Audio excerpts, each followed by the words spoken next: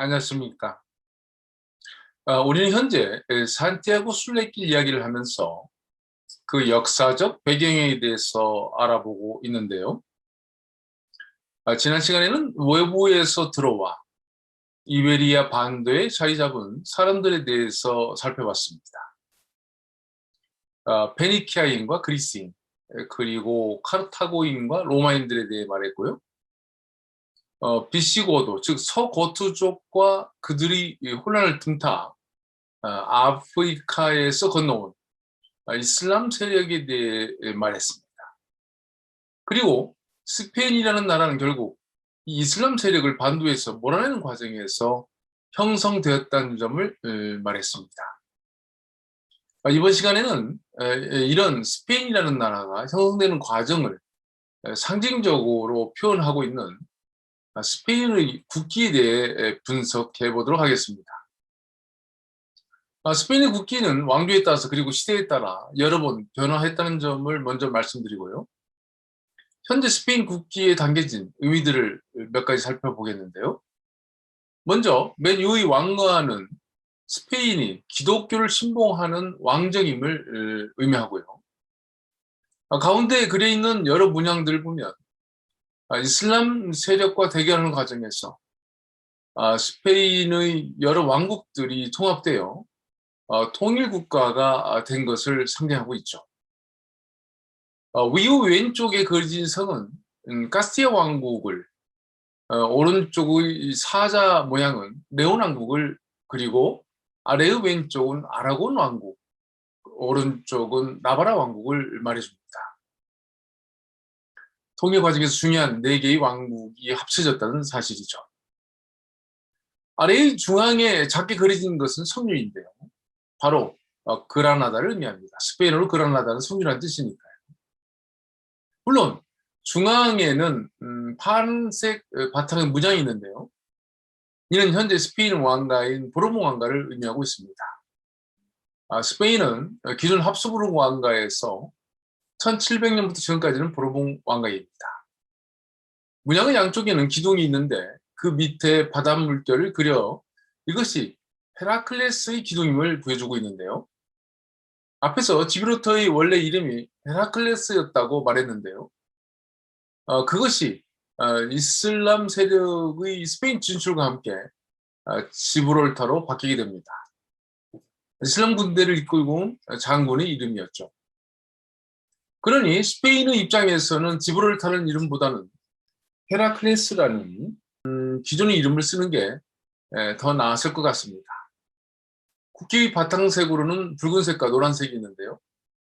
그에 대한 설명은 여럿이 있어서 확실한 것은 없습니다만, 노란색은 아메리카에서의 황금을 상징하고, 붉은색은 스페인을 위해, 즉 조국을 위해 흘린 스페인 사람들의 피를 상징한다고 말하기도 합니다.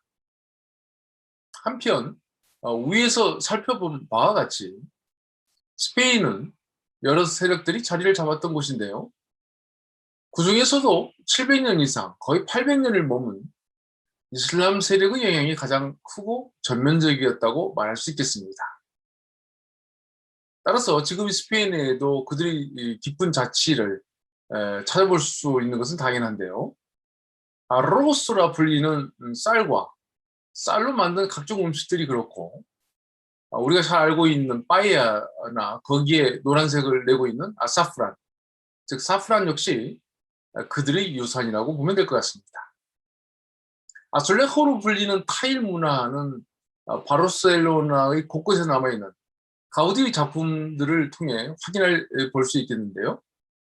우리가 그의 작품들을 높이 평가하고 있지만 가우디와 그의 작품들이야말로 이슬람의 뿌리가 깊이 내린 스페인에서 나올 수밖에 없었다는 것을 우리는 알아야 될 것 같습니다. 이 밖에도 알고돈이라 불리는 면화가 있고요. 참치를 의미하는 아툰과 양탄자를 의미하는 알폼브라, 그리고 설탕을 의미하는 아수칼, 기름을 의미하는 아세이테라거나 서양 장기로 알려진 아헤드레스, 그리고 알카초파나 참깨를 의미하는 아혼홀리 등도 그들에게서 나온 단어들입니다. 그뿐인가요? 스페인 남부 지역인 안달루시아라거나 그라나다에 있는 유명한 알람브라 궁전, 세고비아의 알카사성이나 세르반테스의 고향인 알칼라 데 에나레스 등 수많은 이름들이 바로 이베리아 반도에서 수백 년 동안 머물렀던 이슬람 세력이 남겨놓은 흔적입니다. 결국 1492년에 그라나다에서 그들을 마지막으로 몰아냈다고 했지만 그 자치는 너무나도 깊고 길게 자리를 잡고 있는 것입니다. 이 부분에서 세르반테스의 돈키호테도 예외는 아닌 것 같습니다. 세르반테스는 자신이 이 작품을 쓴 게 아니라 아랍 사람 시데 아메떼 베네헬리가 돈키호테에 대한 연대기를 썼던 것을 번역한 것이라고 합니다.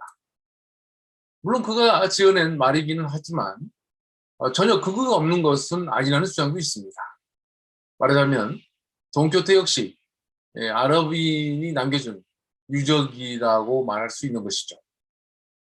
특히 통일 후 스페인은 지속적으로 기독교를 중심으로 뿌리를 내렸지만 통일 후 100년이 지난 세르반테스의 시대까지 이슬람 세력의 모습은 계속 남아 있었고 그것이 돈키호테라는 작품에 반영되었다는 것이죠.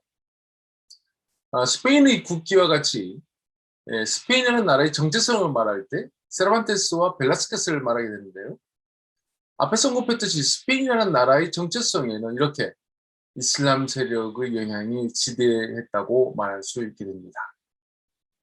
네, 이번 시간에는 산티아고 순례길의 역사적 의미를 이해하기 위해서 스페인의 국기에 담긴 의미들을 분석해봤고요.